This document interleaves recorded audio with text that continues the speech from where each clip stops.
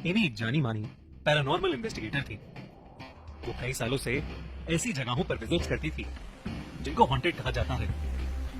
वहां जाकर एमी उन जगहों की असलियत में हॉन्टेड होने या ना होने का सबूत खोजती थी। हाल ही में एमी ने अपनी विजिट्स की वीडियो रिकॉर्डिंग्स को सोशल मीडिया पर डालना शुरू किया था, जिसके चलते उसका एक काफी बड़ा फैन बेस बन गया था। एमी के सोशल मीडिया फॉलोअर्स उसे अलग अलग जगहों के बारे में बताते और उसे उन जगहों पर जाकर उनकी असलियत का पता लगाने कहते। एमी को कई ईमेल्स इंडिया के एक हॉन्टेड स्टेशन डाउ हिल के बारे में भी आए थे। फैंस एमी को डाउ हिल से जुड़ी बहुत डरावनी कहानियां भेज रहे थे। इसलिए एमी ने डिसाइड किया कि वो इन कहानियों के पीछे छिपे सच का डाउ हिल जाकर खुद पता लगाएगी। कुछ ही महीनों में एमी वेस्ट बंगाल के दार्जिलिंग डिस्ट्रिक्ट के एक टाउन करसोंग में पहुंच गई। ये वही जगह थी जहां दुनिया का सबसे हॉन्टेड हिल स्टेशन डाउ हिल था। एमी अपनी सारी इन्वेस्टिगेशंस रात के टाइम ही जाया करती थी, पर क्योंकि वो सुबह ही वहां पहुंच गई थी तो उसने कुछ लोकल से बात करने का सोचा। एक्सप्लोर करते हुए उसे एक दुकान के बाहर खाट पर बैठे दो आदमी मिले। एमी ने उनसे डाउ हिल के भूतिया होने के बारे में पूछा। डाउ हिल का नाम सुनते ही खाट पर बैठे दोनों आदमियों के चेहरे का रंग बिल्कुल उड़ गया और उन्होंने एमी को धीमी आवाज में बात करने को कहा। उन्हें इतना डरा हुआ देख एमी को बहुत अजीब लगा। उसने उन्हें धीमी आवाज में अपने बारे में बताते हुए कहा कि वो एक पैरानॉर्मल इन्वेस्टिगेटर है और रिसर्च करने के लिए डाउ हिल आई है। इस पर उनमें से एक आदमी ने एमी से कहा कि उसे वापस घर लौट जाना चाहिए। वो वहां जाएगी तो वो उस बिना सर वाले भूत को कभी नहीं भूल पाएगी।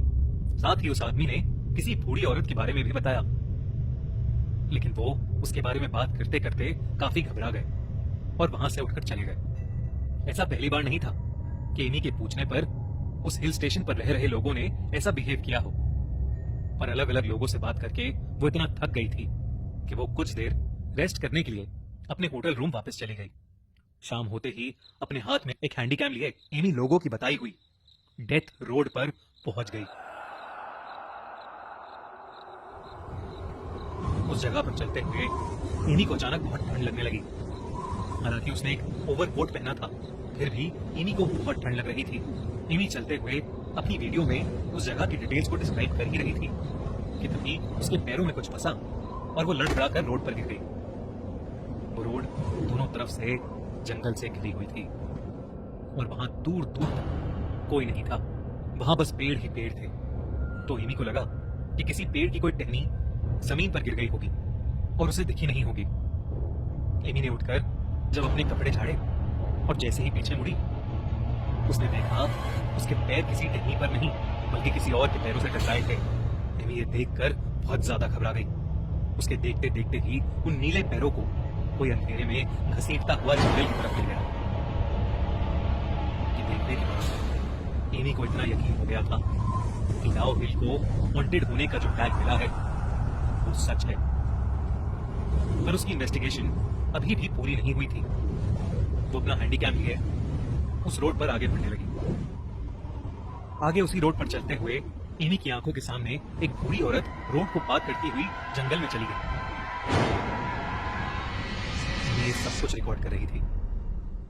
बिना आवाज किए वो उसी औरत की डायरेक्शन में बढ़ने लगी, लेकिन तभी उसके कान में एक आवाज आई, एमी वापस चली जाओ। ये सुनकर एमी के रोंगटे खड़े हो गए थे, पर फिर भी वो आगे बढ़ती जा रही थी। उसे तलाश थी उस बिना सर वाले लड़के की जिसके बारे में सभी ने उसे बताया था।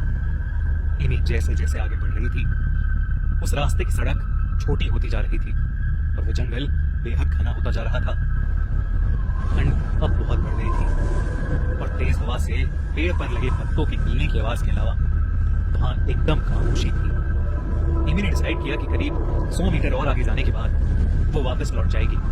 उस पूरे रास्ते पर एमी को ऐसा लगता रहा कि कोई पेड़ों के बीच से उसे देख रहा है और उसका पीछा कर रहा है। एमी धीरे धीरे अपनी हिम्मत की लिमिट तक पहुंच रही थी और 100 मीटर बाद ही वो वापस मुड़ गई। लेकिन वापस मुड़ते ही उसे अपनी दाईं ओर से एक जोर की आवाज आई, एमी! कोई उसे पुकार रहा था। उसने जैसे ही अपनी बाईं तरफ देखा तो उसे काले घने जंगल में से दो लाल आंखें उसे घूरती हुई दिखी। यानी ये देखते ही चीख पड़ी और वहां से भागकर बाहर की तरफ जाने लगी। दौड़ते हुए उसे अपने पीछे किसी के भागने की आवाज आने लगी और उसके अंदर इतनी हिम्मत नहीं थी कि वो मुड़कर पीछे देखे। उसके कानों में अजीब अजीब आवाजें गूंज रही थी, कभी किसी औरत की तो कभी किसी लड़के की। ये भी बिना पीछे मुड़े बस भागती रही।